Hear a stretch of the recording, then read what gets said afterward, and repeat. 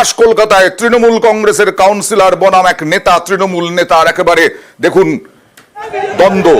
তোলাবাজির প্রতিবাদ করায় অভিযোগ এইভাবে চর কষিয়েছেন সুনন্দা সরকার, 18 নম্বর ওয়ার্ডের কাউন্সিলর, তৃণমূল কাউন্সিলর। সোনাগাছি এলাকার ঘটনা, 18 নম্বর ওয়ার্ডে এই কেদার দাস, তিনি নাকি তোলাবাজির প্রতিবাদ করেছিলেন। পাল্টা সুনন্দা সরকার কেদার দাসদের বিরুদ্ধে তোলাবাজি সহ বিভিন্ন অভিযোগ করছেন।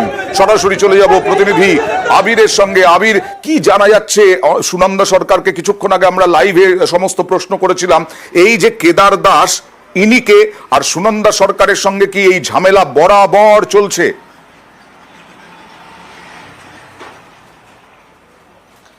অন্তত বেশ কিছু পুরনো ঘটনার যে ছবি, ভিডিও বা ঘটনার সূত্রে এলাকা থেকে যেটা জানা যাচ্ছে সেটা হচ্ছে যে এই দুই দলের বা দুই গোষ্ঠীর অনুগামীদের মধ্যে যে পারস্পরিক যে বিরোধ বা ঝামেলা, সেটা বেশ দীর্ঘ সময় ধরেই রয়েছে।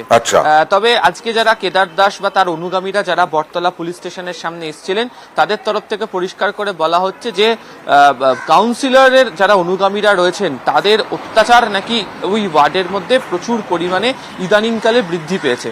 এবং তারা নির্দিষ্ট করে অভিযোগ করে বলছেন যে বাড়িতে কোনো কাজ করতে গেলেই, মানে সেটা পেরেক ঠোকা থেকে শুরু করে বাড়ি রং করা, তার জন্য প্রচুর টাকা দাবি করা হয়, এমনকি জলের লাইন নেওয়ার জন্য টাকা দাবি করা হয়েছে, এমন অভিযোগও তারা করছেন। যদি এদিনকে সেই অভিযোগ, যদিও অরিন্দা তুমি দেখলে যে সুনন্দা সরকার তার তরফ থেকে অভিযোগ অস্বীকার করা হলো, স্থানীয় যারা আজকে এখানে উপস্থিত হয়েছিলেন তাদের বক্তব্য হচ্ছে যে বারবার এই বিষয় নিয়ে কাউন্সিলরের সঙ্গে তারা কথা বলার চেষ্টা করেছেন, যদিও তিনি তাদের কথাতে কোনো কর্ণপাত করেননি। এদিনকেও সকালবেলা 11:30টার পরবর্তী সময়তে ধুলিপাড়া যেখানে ঘটনাটি ঘটেছে, সেখানে কেদার দাস এবং তার সঙ্গে আরো বেশ কয়েকজন ওখান দিয়ে যাচ্ছিলেন।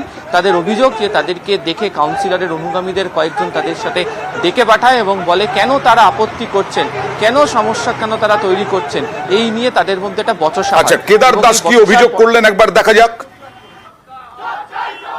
18 নম্বর ওয়ার্ডের কাউন্সিলর এবং তার সুনন্দা সরকার এবং তার হাজবেন্ড বাবু সরকারের নেতৃত্বে আমার উপর চড়াও হয় এবং আমাকে ফেলে মারধর করে। যেহেতু আমরা এই 18 নম্বর অসামাজিক কার্যকলাপের বিরুদ্ধে রুখে দাঁড়িয়েছি বলে আজকে আমাকে রাস্তায় ফেলে মারা হয়েছে এবং আমাদের আরো লোক মেরেছে। সুনন্দা সরকার এবং তার স্বামীর বিরুদ্ধেও অভিযোগ করলেন আবির। সুনন্দা সরকার এবং তার স্বামীর বিরুদ্ধে অভিযোগ। দলের কাছে কি সুনন্দা সরকারের বিরুদ্ধে বা কেদার দাসের বিরুদ্ধে পাল্টা পাল্টা কোনো অভিযোগ গেছে? নেতৃত্ব কি বলছে?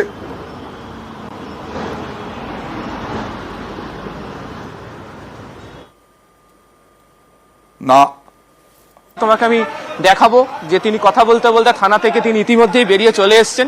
একটু তার সঙ্গে কথা বলার চেষ্টা করব। কি ঘটনা ঘটেছিল? কি ঘটনা ঘটেছিল? কি ঘটনা ঘটেছিল যদি বলেন, কি ঘটনা ঘটেছিল? চলুন চলুন চলুন, মারধর হলো কেন? চলুন চলুন চলুন চলুন। তুমি দেখলে যে কেদার দাস তিনি থানার মধ্যেই ছিলেন, তিনি বেরিয়ে এসেছিলেন, যদিও পুলিশের তরফ থেকে তাকে ফের থানার মধ্যে তাকে ঢুকিয়ে নিয়ে চলে যাওয়া হয়েছে। এবং এটা ঠিক যে এর আগে শহর কলকাতাতে, খাস কলকাতাতে পাটুলিতে আমরা দেখেছিলাম যে দুই কাউন্সিলর যারা, তাদের মধ্যে এই ধরনের যে দ্বন্দ্ব তৈরি হয়, তাদের মধ্যে একটা গন্ডগোলের ঘটনা, তখন দল হস্তক্ষেপ করে এবং তাদের কাছ থেকে রিপোর্ট চেয়েও পাঠানো হয়েছিল। এবং আজকের এই ঘটনার পরও তৃণমূলের বক্তব্য যে তারা গোটা ঘটনা সম্পর্কে খোঁজ খবর নেবেন। এবং সুনন্দা সরকারের স্বামীর বিরুদ্ধে অভিযোগ, সেই সুনন্দা সরকারের স্বামী কি বলছেন দেখি। এই যে ছেলেগুলো যাদের কথা বলছেন, যারা বলছে যে করেছে, এরা 30-40 জন মিলে ওয়ার্ডে এক দঙ্গলভাবে এরা লাঠি সোটা নিয়ে মানুষকে, কাউকে দোকান ভাঙচুর করা, কোনো লোককে মারা, এই চাঁদা দে, এই শ্রাবণ মাস আসছে আমাদের এ দিতে হবে, রাত্রিবেলায় এরা করে। সেটা টোটালি অ্যান্টি সোশ্যাল। যেহেতু এটা বথেল এরিয়াটা নিয়েই ঝামেলা হয়। মানে এখানে খালি জুয়া সাট্টা, মেয়েদের কাছ থেকে কিভাবে পয়সা নেবো, কিভাবে এ করবো, অত্যাচার। সবকে আজকে এই ছেলেকে বলছে এত টাকা দিতে হবে, ওই দিতে হবে, এইগুলো বাধা দিলে পরে এগুলো যদি আমরা ছেড়ে দিতাম তাহলে আমাদের থেকে ভালো লোক কিছু নেই। আর কেদারের বিরুদ্ধে পাল্টা অভিযোগ এই কাউন্সিলর, 18 নম্বর কাউন্সিলর, 18 নম্বর ওয়ার্ডের কাউন্সিলর সুনন্দা সরকারের। চিকু, নিট্টু, যাকে ছবিতে দেখছেন কেদার দাস, অর্গানাইজ ভাবে এরা তোলাবাজি করে। এরা এখানে বসে ছিনতাই করায় শেতলা মন্দিরে। এরা রাত দুপুরে বেরিয়ে উইকেট নিয়ে একে মার ওকে চমকানো। একটা ছেলেকে বেধড়ক মার মেরেছে 4 জনে মিলে। আমাদের যিনি প্রার্থী ছিলেন সুদীপ বন্দ্যোপাধ্যায়, তাকে একটা মালা দিতে আসেননি, একটা মিছিল করেনি, একটা মিটিং করেনি। দায়িত্ব নিয়ে বলছি এরা হারাবার চেষ্টা করেছে। যখনই দেখবেন আমার ওয়ার্ডে কিছু হয়, মিডিয়াকে একটা ভুল তথ্য দিয়ে আমাকে কালিমা লিপ্ত করার চেষ্টা হয়, একটা চক্রান্ত হয়। পুরকর্মীকে দাঁড়িয়ে ইট মারছে, আমি ওখানে দাঁড়িয়ে ওখানে কি ওদের রসগোল্লা খাওয়াবো?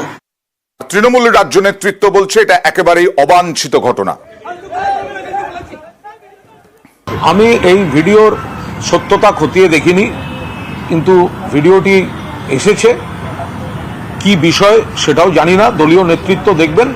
তবে যারাই শুধু জনপ্রতিনিধি নন, তাদের তো দায়িত্ব আরও বেশি। যারা সিনিয়র নেতৃত্ব, তাদের এই প্রকাশ্য আচরণ এগুলো অনেক বেশি সংযত হওয়া উচিত। যদি কোনো কর্মী কোনো অন্যায় কাজও করে থাকেন, সেক্ষেত্রে প্রকাশ্যে তাকে মারা হবে, এই ধরনের ভিডিও, এই ধরনের দৃশ্য, এটা ঠিক নয়। অবাঞ্ছিত দৃশ্য, অবাঞ্ছিত ঘটনা। অনেক অট্টালিকা